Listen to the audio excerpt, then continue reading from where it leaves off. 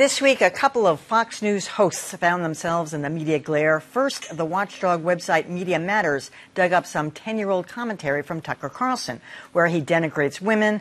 Then there was Jeanine Pirro, who took aim at a congresswoman for wearing a hijab. The standard formula is usually an apology, but not for Fox. It's hard to know where to start with the vile things said by Tucker Carlson, so here goes. This is him referring to Martha Stewart's daughter, Alexis. She just does seem a little...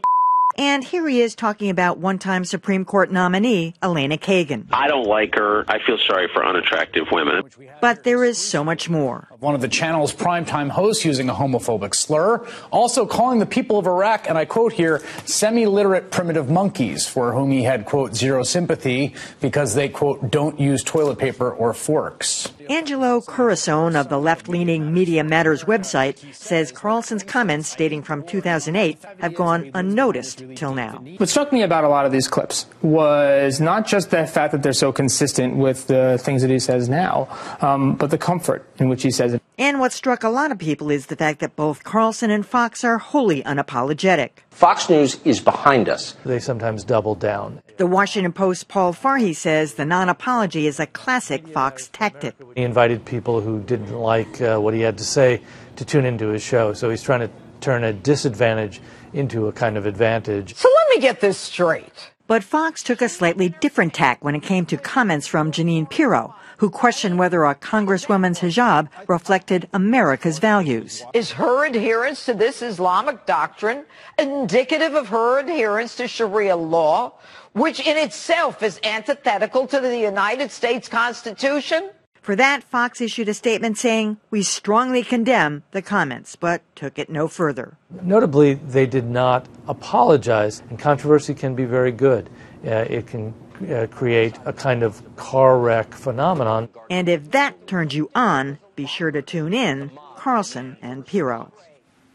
First of all, Media Matters was very upfront about this. They knew that this is the week that Fox, all the networks and the cables, put their shows out there.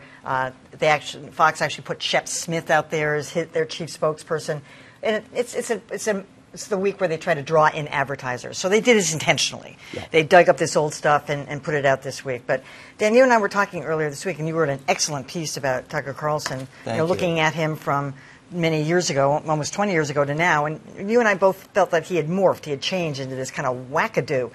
But, I mean, this kind of talk, which I was unfamiliar with, says that it's more consistent than I thought it was. Well, I mean, I would go back to the mid-'90s when I thought that he was a smart, young conservative writer. I mean, I met him. He was charming. I liked his journalism. But he went off the rails a long time ago, and this is just indicative of that.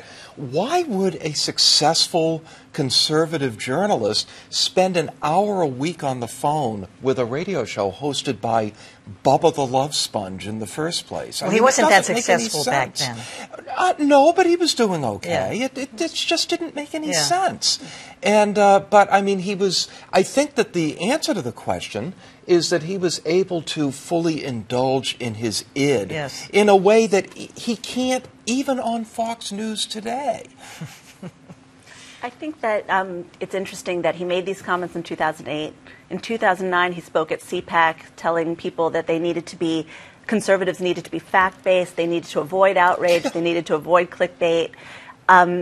Last summer, he was on air on his show talking about the lack of civility and discourse, and now he's refusing to apologize for contributing to it. And it's not that you need an apology. No. You can admit that you did something wrong. You can acknowledge that you've grown and changed without apologizing. Instead, he basically stood by the comments and said, if you disagree with me, implying now, call into my show. Mm-hmm. You know how in journalism we're always saying, follow the money when we're discussing political corruption. Same goes for the media. Mm-hmm. I bet you there were apologies coming from the Fox News brass. Not to all of us, but to behind the scenes to some of the advertisers who were getting cold feet about continuing to spend their money on the network, trying to smooth that over. Look, and Tucker Carlson, all about the Benjamins, to quote Congresswoman, what's her name, I forget. You know, and Jean, what's her name? The judge there, the ex-judge. Just shocking. She's so, you know, look, the bottom line for Fox and for other outlets is their demo is old, and they want it to get younger. It's noteworthy that these comments originally were made on Bubba the Love Sponge, this shock jock show that appeals to a younger audience, like Howard Stern. So Carlson clearly has absorbed that message that, hey, better demos, more bucks. Money is absolutely at the heart of this, I think. Here's a question, and I mean this quite sincerely. Is this conservative commentary? I've heard people... No, I'm not being funny. People are referring to what he is doing as conservative commentary. Now, correct me, I didn't think it was. I don't know what kind of disgusting, trashy, whatever he's doing this is, and her too, Pirro, but I would not consider it conservative commentary. I am not agreeing with the people who have a fundamentally different perspective than I do, and it's not, my perspective is not conservative. I think we all know that. So, but I am looking to people to have, you know, some constructive, some thoughtful arguments that I have to think about in a serious way. He's not bringing that. So he's decided that he's outside of that as far as I'm concerned. So don't define this as, I think it's unfair to define it as conservative commentary to begin with.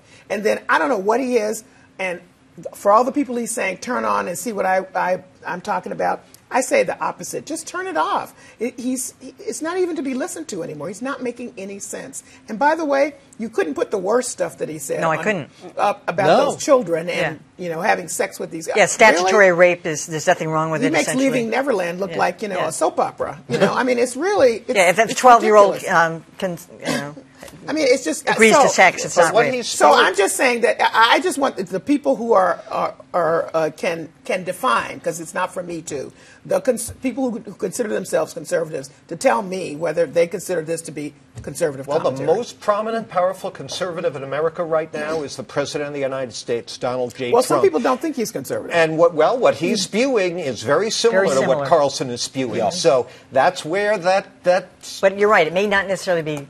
it's a hostile takeover. It's not necessarily conservative, though. Exactly. I agree with you. Well put.